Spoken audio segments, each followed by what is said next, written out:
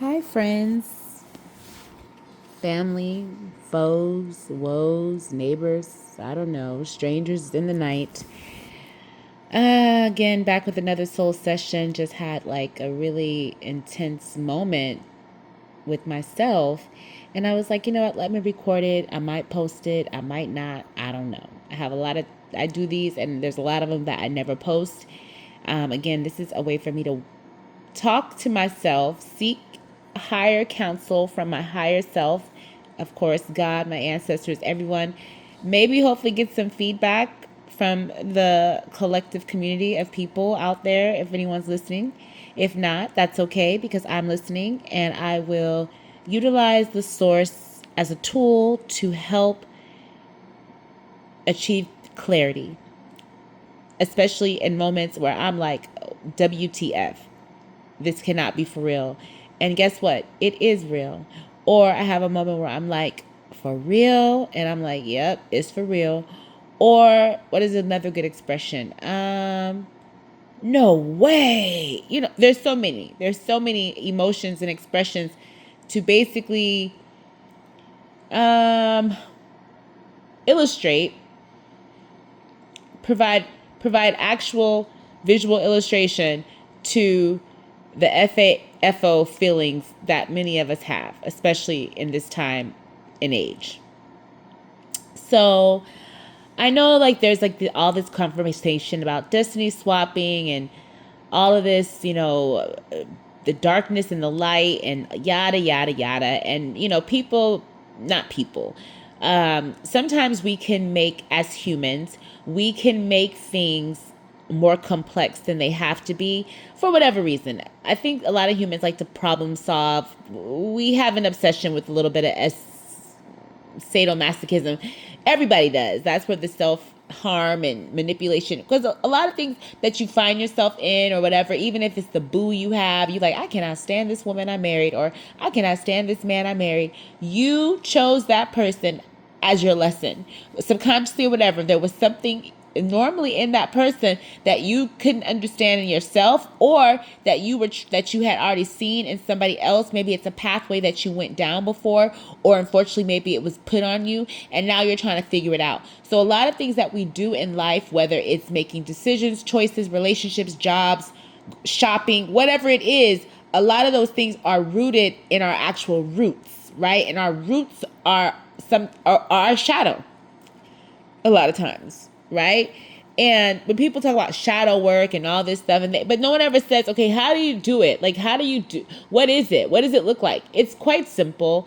It's not hocus pocus. It doesn't require any special tools.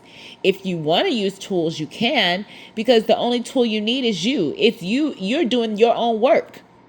So if I'm doing my own work, how can somebody outside of myself provide me with more clarity than I can to myself? They can't. What I have to do is remove all of the excess noise and chaos and all of the gurus, and I have to go within and I have to silence myself and I have to listen to the voice. I have to seek the voice. I have to ask for clarity. I have to ask for wisdom. I have to ask for protection. I have to ask for these things. And when I ask for them, I have to have a pure heart and come with the right intentions. And that's how you receive. And that's how you do your work. A lot of times when you meet people and they make you feel uncomfortable, or when you face a situation, or when you go about your day and you run into roadblocks and you're like, dang, this day, everything I tried to do, it was like a block here, a block there, a block, a block everywhere. Here a block, there a block, everybody block, And you're like, why was there so much resistance today? Sit down with yourself. Go into your laboratory, dissect your day, figure out your feelings. How did every encounter make you feel? It doesn't have to be long drawn out. It's just quick check and balances. Okay, come to your final conclusion. What is it? And then what is the lesson? What did you learn? What are the new strategies you've achieved? Did you fail? Did you pass? Did you get new skills to add to your tool belt or your toolkit, so that when a day like this happens again, or those type of resistant situations come at you again, you know exactly how to execute and handle them, so that they don't make you feel whatever. Okay. And that I hope it's clear, but that you can utilize that formula and apply it to various things in your life, especially when you're dealing with trying to understand patterns in your life, or decisions, or cycles, or people, or whatever it is that you're attracting and that you keep going through. You have to figure out why, because there's a reason why, because it's a lesson in that. And that's the lesson that you must conquer in order to actually unlock the next level of your true self. Now, while you're doing all those lessons and unlocking and all this shadow work and light work, and you're trying to be the best person, your best version, you're competing against yourself, you realize that you're unique and there's nobody like you. You realize that we live in a world of abundance, and the creator source is so intelligent, is so intelligent that there would never be a lack of, because we all exist in this realm with the creator's intentions for us to actually unlock our highest self. And the creator source understands that in order to unlock our higher self, we need certain tools. I mean, you are the tool, but I'm talking, we need, fresh water, fruits, vegetables, peace, serenity, all these different things that are required in order to, you can transmute through some tough times, but ideally, I believe the creator created the Garden of Eden as a place. I'm using the Garden of Eden as a visual example, okay? Don't take it too serious. Don't read into religion. I'm not religious. This has nothing to do with religion. I am a believer. I believe in a higher source, spirituality, and that's all I'm going to say about that, because your belief system is really yours unless somebody asks you, and that's a whole nother story as well. Be careful who you share your beliefs with. So, back to the Garden of Eden and the creator. So the whole concept of the Garden of Eden story and the creator is the concept that this master alpha omega, highly intelligent, intuitive being, you can't get any higher than the alpha and the omega. You can't get any higher than the great I am. You can't get any higher than the creator of all. That's it. That's top of the ceiling. Okay? So this benevolent, wonderful, loving, and vengeful creator, because the creator is shadow and light, because you got to have both to create. You can't just create with light. It won't sustain itself, and you don't have any protection. And you also can't just create from the darkness, because where is the light and the love? Right? So you can look at light as your love, your flow, your water. You can look at it as your never-ending source to share and to enjoy it for yourself and to share with others. That's your light. It's your living water. Your shadow is more like it's your protector. It's your barrier system. It's your boundaries. It's your FAFO. It's your guide. It protects your light. If you didn't have the shadow, you wouldn't have the light to shine. So you should honor your light and your shadow, just like our creator honors its light and shadow, because the creator, in many, depending on what book you're reading, and many sources, the creator tells you, hey, I am all things. Utilize your brain and understand what all means. The creator has experienced it all, understands it all, has written the book on all, and therefore can relate to all. The creator utilize illusions, utilize visualization here, the creator therefore understands all, and therefore created a perfect environment in the Garden of Eden to send his, her, whatever, children, fruit, offspring, sheep, however you want to look at it, humans, HUEMANS, he or she was able to transmute themselves from the energy source, from the all, from the great I am, from the powerful energy source, the main generator. And that generator was able to condense itself into many generators. So the universe condensed itself into many universes, you and I, and these many universes are then set out upon the world, this 3D, 5D, wherever we are, experience. And in this experience, our whole purpose is to discover mine, M-I-N-E or M-I-N-D, my mind. I'm here to mastermind. I'm here to master my mind.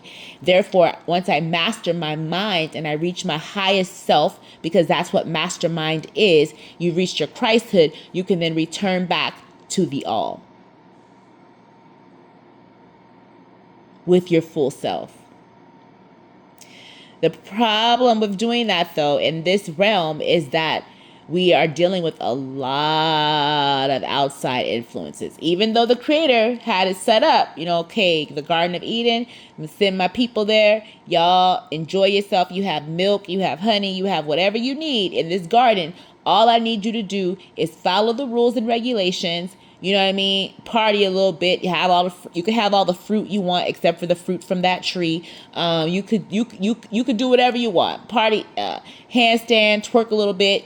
Save a tree, hug a tree. Just make good choices, my people. Love yourself. Love me. Be grateful and discover yourself. Okay, that's why I'm putting you in this lovely garden with everything you need. But, unfortunately, like I said, we live in a city, we live in a chaotic environment that unfortunately a lot of times,